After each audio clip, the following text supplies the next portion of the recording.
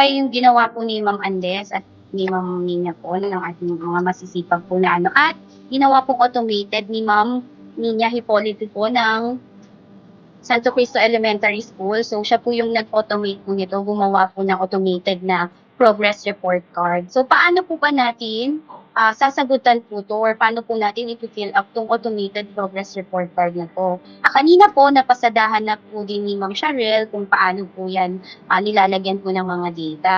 So, dito po, sa una, lagay natin yung name, for example, pangalan ko na lang po. Ayan.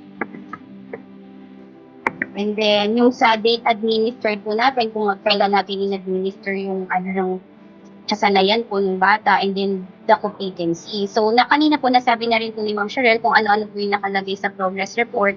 So, ito po yung isa pang ginagamit po namin sa public para po ma-assist din yung mga po ng bata. So, kalusugan, maayos na pakiramdam at impact na pagkilos, pangkaunlarang socio-emotional, ayan po, wika, pagkatutong bumasa at pakikipagtalastasan, ayan po, and explain din po kanina din ni Ma'am Joanne po yung iba't iba pong competency, pagsasalita, pagbasa, ayan, nandyan po. So, paano po ba natin to i-fill up? Paano po ba natin to? At magiging link po dun sa card po natin. Parang ito na po yung magiging class record po ng bata. So, dito po sa ilalagay po natin kung kailan po natin nakitaan yung kasanayan na nagawa po ng bata. Ilalagay po natin dito po sa pinakataas. For example po, ayan, kunyari po 24 August 24, nakita po na ginawa po ng bata yung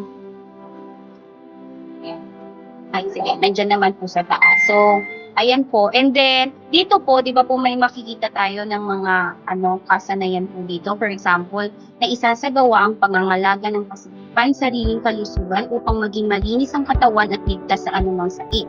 So, ang gagawin lang po natin is i-check lang po natin, lalagyan lang po natin ng check. Kasi based po dun sa ating index na kaunlaran, halimbawa po, nilagyan ko po siya ng check ng una. Halimbawa po, nakitaan ko yung bata. Ayan. So, automatic po, mare-reflect po yung B.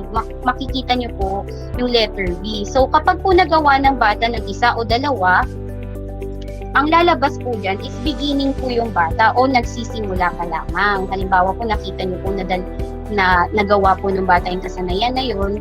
Ayan, i-check nyo lang po.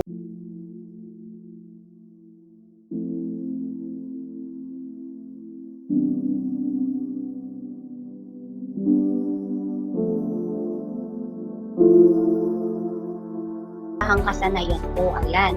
Kapag po nakumpleto ng bata, halimbawa po, nagawa na po niya lagi na po niyang nagagawa yung inaasahang kasanayan, makikita niyo po, mapapalit po yung letter. So, for example po, nakapag-enter na po ako, no? Ayan, kunyari po. Okay.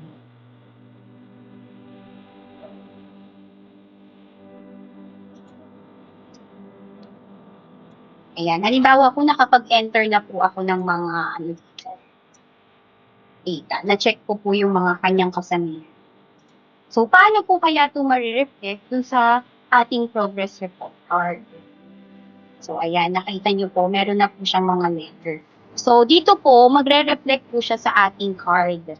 So, ito po yung ginagamit po namin. Medyo maliliit lang po yung sulat.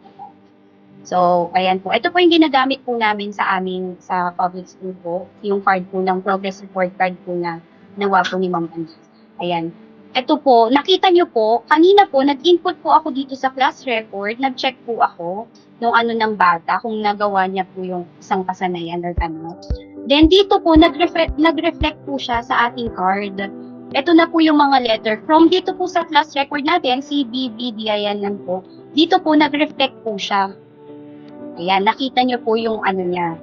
Yan, nandyan na po siya. So, ganun po kadali yung automated. Pinadali po ulit yung ating pagre-record po ng ating assessment po sa bata. So, yan, di na po tayo mahirapan. I-check lang po and then magre-reflect na po dito sa ating progress report card. And then, ayan po, ganyan po, lahat po yan ng kasanayan, nandyan na po. So, ito po yung index ng kaunlaran. Ito po yung makikita nyo. Bakit yung B? Ito po yung mga batayan. Ayan, yung mga batayan ng marka. Nagsisimula, letter B. beginning, bihirang na ipapakita ang mga inaasahang kasanayan, bihirang nakikiisa sa mga gawain. So, meron po tayong mga batayan kung bakit po ganun po yung lumabas na nung bata. Kaya po, dyan po. Kanina naman po na na po ni Ma'am Joanne. So, ayan po. Then, kung maano nyo po, di ba po, meron na po tayong score dito, meron na po tayong lumabas na niya. Dito po sa card front, ito po kasi yung harap ng ating card. Siyempre, po yung mga bata. Diba? So, ayan po. Diyan po, i-type nyo lang po yung inyong school.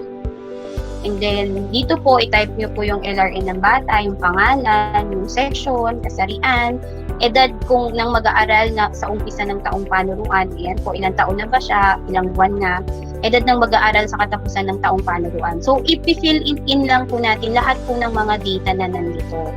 So, ang maganda po, ang dinagdag po nila, di ba po, meron po tayo ditong puna.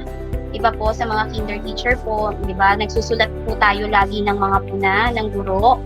Iba po, ayan, hanggang 4th quarter.